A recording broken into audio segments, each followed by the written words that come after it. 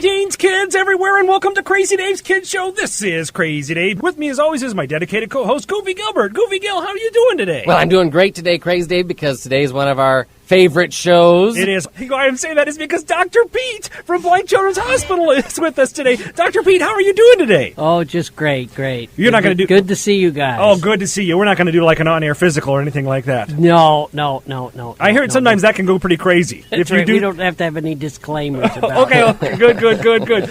So this is a great show. We have several of these every single year where you come in and kids ask questions to you about maybe something that has happened to them in the hospital, or maybe something that they've been sick once in a while and wondering why does this happen? You're kind of like the fountain of knowledge, Dr. Pete. Well, sometimes it comes out as a trickle, sometimes a full blast. Well, I have to agree. No, it's always a full blast. It always is. What inspired you to be a doctor, Dr. Pete? Well, actually, I was, as a kid, I was sick. I had asthma. I still have a little bit of asthma right now, so I used to have to be in the hospital a lot, and my mom used to take me over. We lived in New Jersey, and she'd take me over to New York City to see this world-famous allergist, and I don't know, I always was fascinated. When you're in medical school, you start to take care of all different kind of patients, and I figured out pretty quickly that I really like taking care of kids the best. Because you can think on their level.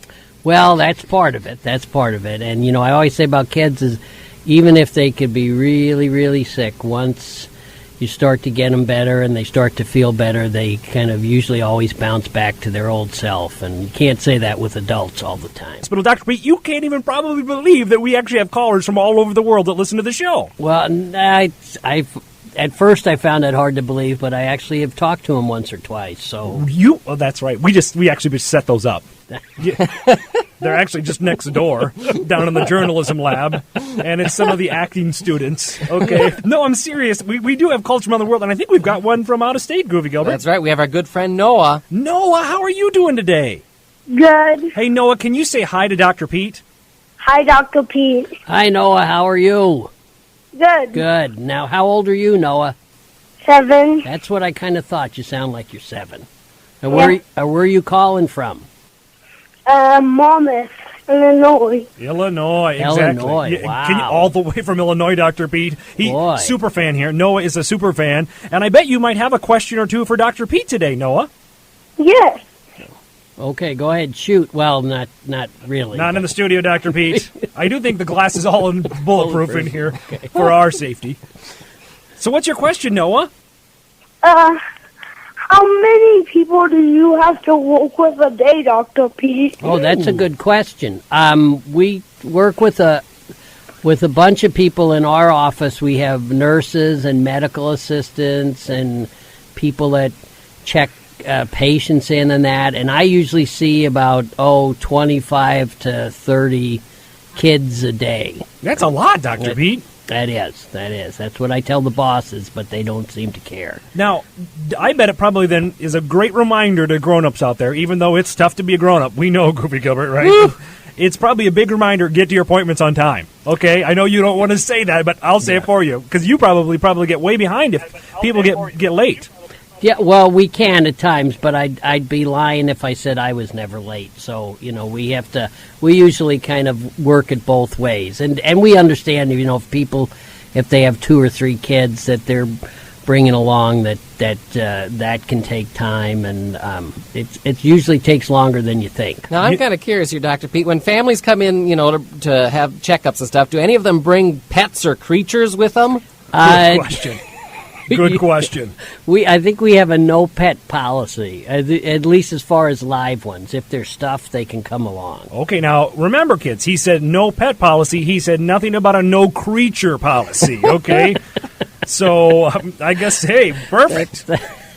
I've never seen like Jabba the... Well, I don't know, is Jabba the Hutt even a creature? I call him a creature. I'd say that. You treat him. You treat his son, wouldn't you?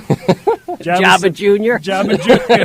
That's right. He ate a bounty hunter, probably. You'd have to dislodge a bounty hunter from him.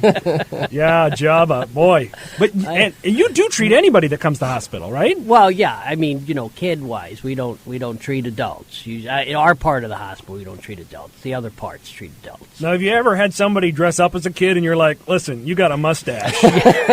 You are not a kid. And it's not like they get a discount. I know you want a free sucker. That's right. But you got to go to the adult hospital. Is it 18? Is that when they're done? Or when? Well, usually about 18. Oh, okay. Did that answer your question, Noah? I don't know if Noah's still on there. Oh, he's a very good listener. Are you there, Noah? Yes. Okay. Do you have any other questions, Noah? Do some have to stay the night? Oh, if they have to go to the hospital, they do. That's a good. So sometimes that's a very good. Boy, Noah, you're asking better questions than. Watch crazy. it. Watch it. Than the other two guys. Beep. We don't have a beep button. Goofy, come on the count of 3, 1, 2, 3. Beep. Okay. And you disconnected the button to the chair, so I don't get the shock anymore. Kids might come in because they're sick, and we figure out that they need to stay in the hospital. So then we take them from our office over to the hospital. And there's a group of doctors nowadays who are what are called hospitalists, and they just take care of patients in the hospital. Their job is to just take care of the patients that are sick in the hospital. We do what's called outpatient, where we take care of them there. But when I first started, we used to do everything. We did the emergency room coverage, the clinic coverage, and the hospital coverage. So, now, Noah, have you ever had to go to the hospital? Yes. Just not too long ago, I had a sleeping test. Ooh, sleeping test. okay. Now, does that mean they put you to sleep? No, I had to fall asleep before he didn't close on my head. Oh, wow. Okay. So did they help you? Did they help you with? Because we see a lot of kids sometimes that have problems falling asleep or staying asleep. Is that why they looked at you for? No, because I was sleepwalking. Oh, sleepwalking. Wow. Seriously, Noah? Yeah. I didn't know that. Oh, yeah, that really does happen. I sleepwalk. Yeah, and then they try to find out why and see if there's different things they can have to to help you, right, Noah? Yeah. Okay, good. And did that wind up helping you? Yeah, they said that it was this really bad sleeping thing, and I didn't have it, so I'm good. So, yeah. Good. I knew you were, Noah. I knew you were. You're one of our biggest fans. I could tell. Crazy Dave, I think this show should be a little longer. Do you know what I mean? I agree. It should be a little longer. Yep. Well, now, Noah, we know that you're a big fan of the show. Can you think of any last questions you have for Dr. Pete before he goes? No, but I forgot a question that you forgot to ask me. Oh, what's that? Did you do anything amazing today? Anything amazing happen to you? Did anything amazing happen to you this week? See, I'm telling you, Dr. Pete, he's sharp. He is. This guy knows your lines better than you do. He does. No, maybe I need to talk to you about a co-host job. That's right. It's the Dr. Pete and Noah show. You're going to have to keep up, though, Dr. Pete, if you have Noah on your show. That's right. See, as he just pointed out. Well, Noah, did anything amazing happen to you this week? Well, today there is. What's that? My friend Kel is coming up, and I think he might even be. I think I heard him on your show once. Oh, I think I remember that too. Well, you have fun with your friend. Tell him that you were talking to Iowa's premier doctor. Okay, Dr. Pete. And it's too bad every state doesn't have a Dr. Pete. Goofy girl. A premier doctor? Right. You know what I'm thinking? If we could take some of that spit out of that microphone he's got. Clone me. Clone him. Oh, yeah, I'm sure. And, we got to become honest with you, Dr. Pete. We've been trying to clone you, but we don't have the formula exactly right, and we just have these huge 8-foot-tall hulking Dr. Petes, and we can't get them to fit in any of your wardrobes, okay? So we're working on it still. And welcome back to Crazy Dave's Kid Show. This is Crazy Dave, beaming out of Des Moines, Iowa, heard around the world. And with me, as always, is Goofy Gill. Goofy Gill. Yes, I'm here too, Crazy It's not Dave. just the two of us today. No. We've opened up the studio to our good friend, Dr. Pete. Yeah, we even cleaned it, Dr. Pete from Blank Children's Hospital. We would have done as great a job as you guys do at the hospital when you clean. Oh, yeah. Don't look under the table, okay? Just keep eyes above the equator, okay? Well, if you'd ever been in my personal office, you'd say we don't have to do any cleaning because that guy is.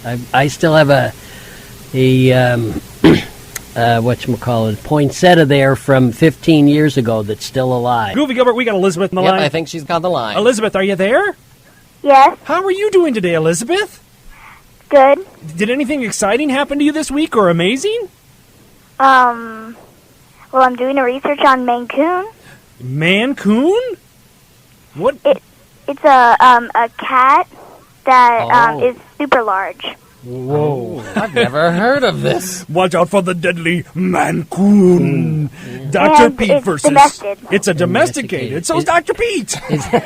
Now, is that a Maine Coon cat, or is that a different thing than a Maine Coon? Is the Mancoon a creature that's been exposed to radiation? No. Like Godzilla? No? No. It's just a hairy beast that's in cat form. No, it's just a cuddly cat, like, short hairs. Okay. Oh. Yep. And, they're originally for Maine, but they went to the whole world. That's the Maine Coon. That's what you're talking about. See, Dr. Pete. I'm a catologist. A He... felinologist. Is that what the word would... What is a cat lover? A cat lover? I think it would be it could be a botanist or a zoologist. Zoologist. There we go. yeah. Probably that. Excellent. Boy, Elizabeth, you're pretty smart. Yeah. Can you say hi to Dr. Pete? He's with us today. Say hi, Dr. Pete. Hello. Hello, hi, Elizabeth. How old are you? 10. Wow, that's what you sound like. You sound like an awfully smart 10-year-old. How does he always know that, Goofy I don't Gill? know, Crazy Dave. How old am I? He's got special powers. How? He just... I know. Well, I know you two are over 21. Well, barely. But we like to think about what our minds are like. That's about Tad. Yeah, well, like that I would Elizabeth. say under 21. then. Right, exactly. So, do you have any questions for Dr. Pete, Elizabeth? Yep. What's your question? How does the digestive system work? Ooh, Well, boy, that Wow. is an excellent question. Way to give it to him there, Elizabeth. Let's see how he explains this. Well, I'll kind of give you, pardon the pun, the answer from top to bottom. Top to bottom. Okay. Let me think about top. Whoa, okay. Because we don't realize it, but our digestive system kind of starts at your mouth and ends At your diaper. At the diaper area. That's good. That's a good. Thank you. So first of all, you take in food and drink, and you would start the digestive process with your teeth, with chewing things and getting them down to smaller size. Then there's what's called your esophagus, which is your swallowing tube. That's where the food goes down. And sometimes, especially with babies, we see kids that babies that have trouble where food can go down and then can come back up. That's what's called reflux. And sometimes those kids, if they have problems, need to have special type of thickened feedings or medications to help with that. Then the food goes into your stomach, and there it's dissolved more with stomach acid, and it kind of churns. We don't realize it, but our stomach and intestine are constantly churning. My stomach churns when I think about coming on the show sometimes. There's acid in my stomach? Yeah, that's right. No way. A special kind of acid, but the lining of your stomach is made so that it resists that the acid would burn and get out. Whoa. So that's and then from your stomach it goes out through a valve in your stomach called your pylorus, and babies sometimes have problems with that part of their the valve in their stomach where it's too thick, and that makes them throw up, and they at least in this country they have surgery to fix that. Then it goes into your small intestine where a lot of the food gets absorbed, and then into your large intestine, which is kind of like the garbage disposal, and that forms, for want of a better word, your poop, and then that comes out, and then some of the liquid waste goes to your kidneys, and then that comes out as urine so our body's very efficient.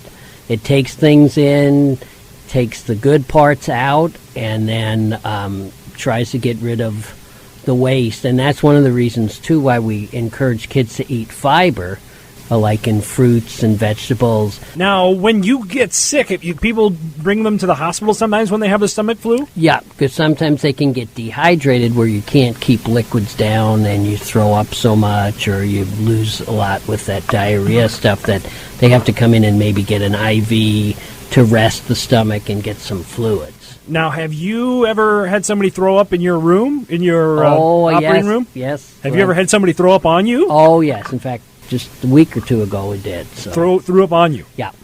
All over you? I'm even though at my age I'm a little slower, I can kind of tell when it's coming, so I just get out of the way. Did the pivot but that's and that's sometimes kids will do that in the office and they feel bad or they feel kind of embarrassed, and we say, hey, don't worry about it. That's not the first time. Right, not the first time, won't be the last. If that's the worst thing that happens to me today, it's a lucky day. So we just kind of pick it up, clean up the room, and go on. But that's just a natural thing that happens, and it's not that they did something wrong. It just you just can't help it. Now, I'd like to point out, all the years you've been coming here, Dr. Pete, we've never thrown up on you. That's very true. And he's never thrown up in the studio. I know. But a couple of times after the show, I've done. We always set a bucket out for him just in case. Just in case. Good, Goofy Gilbert. That really makes me feel good now. Yeah, it's really true. He always complains about coming here, but we treat him pretty well. Oh, we never throw up on him. That's right. And after the third or fourth time, you got rid of the handcuffs, so you knew knew I'd stay further. It's just more of a light motion sickness. That's right. Now, Elizabeth, sorry, didn't mean to interrupt. I was going to see if she had any more questions. Do you have any more questions, Elizabeth? Well, I have a suggestion for all these kids. Oh, yes. That are listening. When you have the stomach flu, what I do, I take nibbles of crackers. Oh, that's a good idea.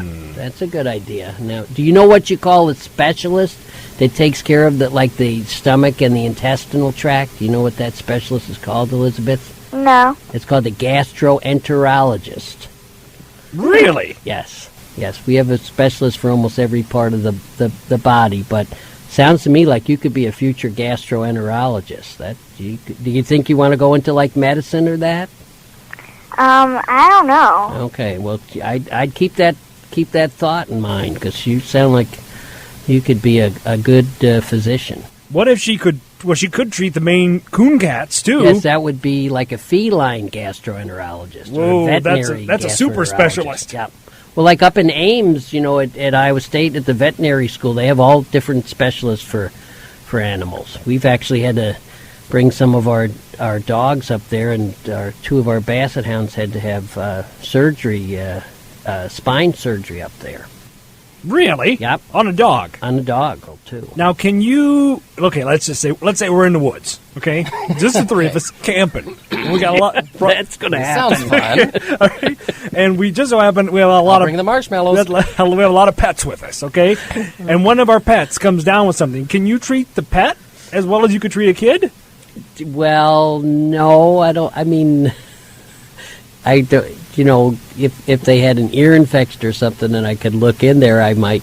A lot of the antibiotics and things that we use on kids, or they use in the animal world. With really, different names. A little bit different names, but they're kind of the basic thing. So, has anybody ever dressed a cat up in a bonnet and a little dress and put it in a infant carrier? Yes, and brought that in, and you're like, whoa, that's a hairy kid. Wait a second, that kid's got whiskers. Nobody's tried to bluff you out that way? No, okay. no. Not yet. Secret assignment next week. That's right. Undercover Which one of cat. you is going to dress up as the mom? That's what I want to know. Hey, you, Dr. Pete, something's wrong with my cat. It eats mice. Yeah, it's got a tail. Crazy. Well, Elizabeth, thank you for calling in today. Anything else you'd like to add? Well, this is about cats. And cats can't eat dog food because it lacks a type of thing that cats need, and they'll go blind. No. I think it might be carotene. Carotene. Okay. Could be dogonium. No. No, they don't want dogonium. Okay. They'll be barking instead of purring, and that's what... They can fly then. It's from the planet Dogopolis. It's a radioactive crystal that you grind down, and if you want your cat to be superpowered... Oh, you give them dogonium. Yes. Elizabeth, what would you tell the kids? Why should they call in the show just like you? Because it's very interesting. Yes, very interesting. It is very interesting, especially today when we have Dr. Pete from Blank Children's Hospital answering your phone calls. We'll be back with more Crazy Dave's Kid Show on KDPS 88.1 FM. And welcome back, kids. Crazy Dave's Kid Show. This is Crazy Dave. And this is Goofy Gill. And we're having a blast today with our good friend Dr. Pete. Good friend, Dr. Pete. That's what I consider myself. What happens when Dr. Pete gets sick? I mean, do you try to prop yourself up by the mirror? No, I go to the doctor myself. Dr. Lou? Dr. Lou, yep. Wow. And you go every year? Yep. You know, Dr. Pete, we have a lot of kids that are scholars that call into the show, and we had a kid that called in not that long ago, Goofy Gill. Remember this? That was testing the amount of iron that was in cereal? I remember that. He was grinding it up, and it was a big science experiment he did for a... Science fair. Science fair, yeah. Yeah, and that would make sense because, baby cereal is iron fortified. So, because usually babies have, for the first couple of months, they still have what are called iron stores from their moms, but then those get used up. So it's important. That's why one of the first things that a baby will eat, besides either like breast milk or formula, is usually rice cereal or oatmeal or barley, and those are usually all iron fortified. But Dr. Pete, there's something we haven't talked about, the flu.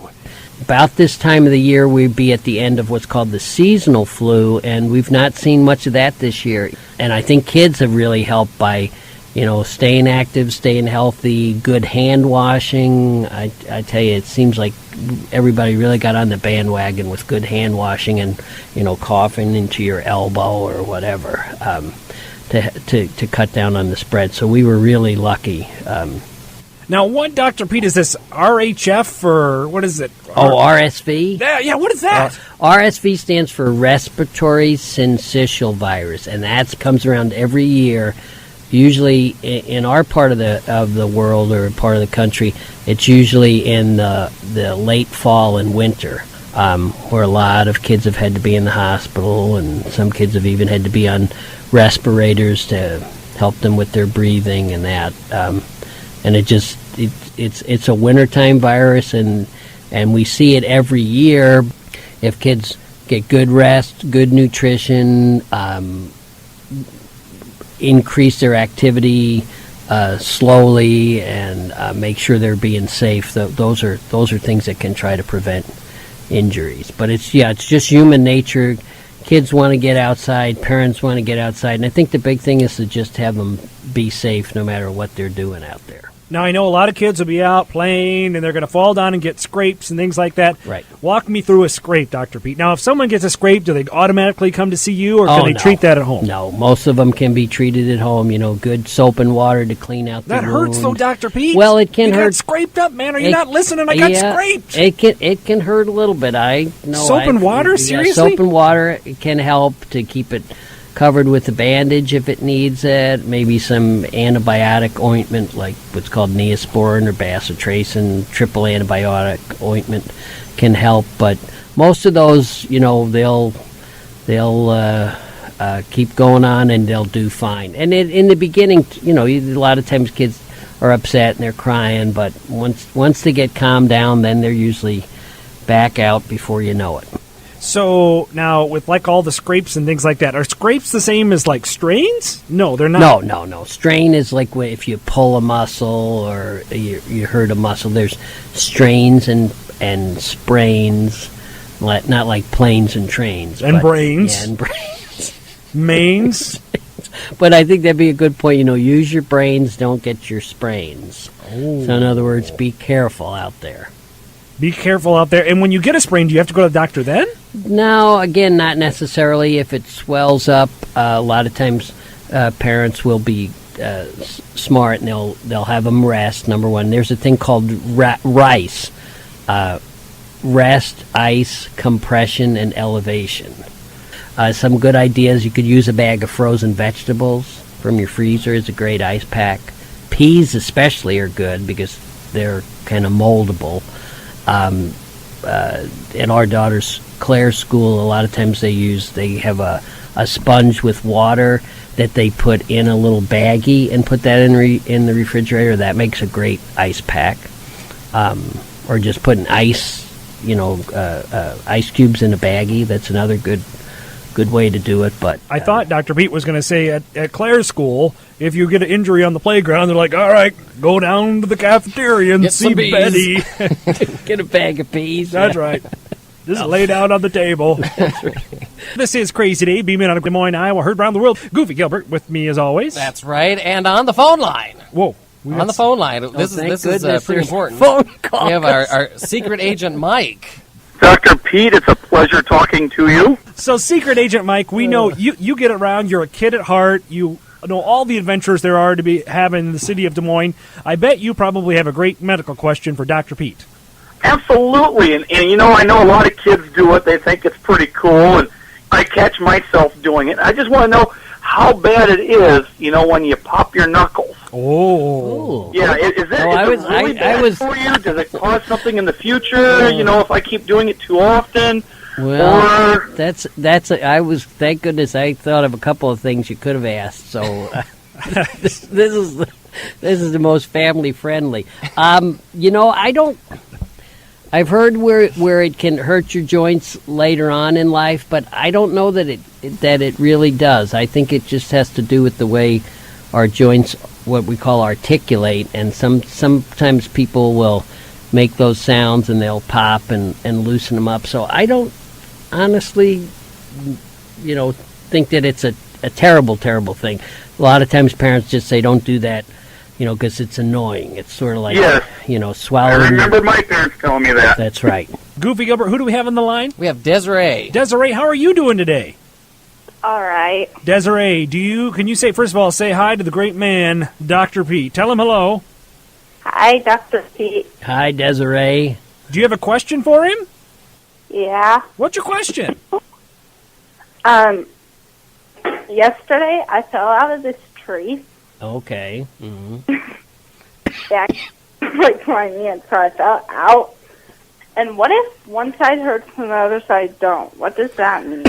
Ooh, good question. Yeah, you mean one side of your back or your tummy? Yeah. My back. Of your back.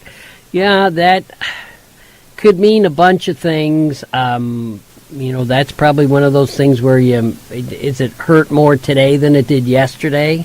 Yeah.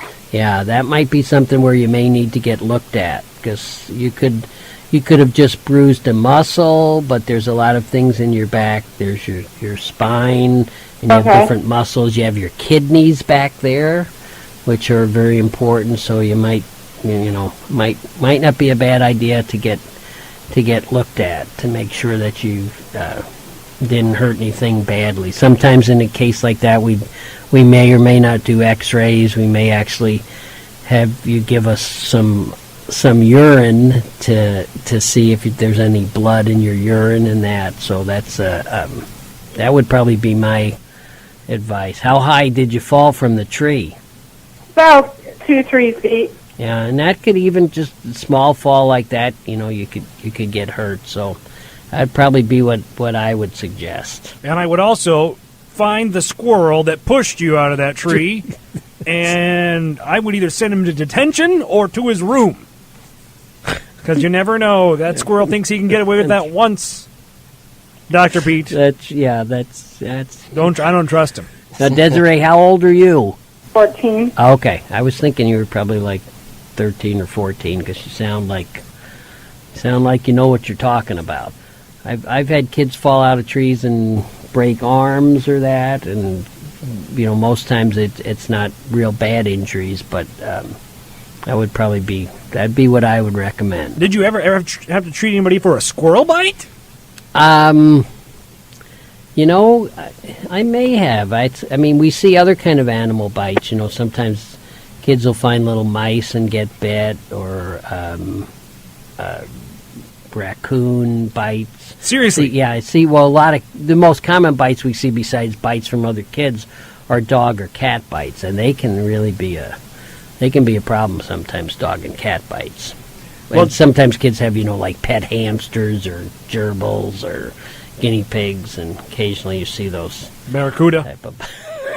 I don't have any patience Cobra. with bear. Cobra. Yes, definitely. Desiree, thank you for calling in today. What would you tell other kids? Why should they call in the show just like you? Because you can talk to Dr. Phil. Doctor who? Dr. Phil, but no. Oh, Dr. Phil. This is a low budget show. They don't get Dr. Phil. They just get me. Desiree must have thought that you were Dr. Phil the whole time. Oh, You're going to give us some tough love, Dr. Pete? Invite us onto your TV show sometime, huh? You've Ratings been will holding go out way. on us. Dr. Pete from Blank Children's Hospital. Always an honor to have you on our show. Very, very educational, which, you know, it kind of brings the rest of the shows all the year up a little bit. It kind of evens out. Next week, who knows what nonsense we'll be talking about, but remember this week, parents. Remember this week. Anything else you'd like to share, Dr. Pete? Oh, just happy to be on the show. Great to talk to everybody, and just enjoy the spring and the summer and be nice and safe and careful, and but have fun. Thanks, Dr. Pete. I'm Crazy Dave. And I'm Goofy Gil. And this has been another fabulous episode of Crazy Dave's Kid Show on KDPS on Kids Radio Mania 88.1 FM.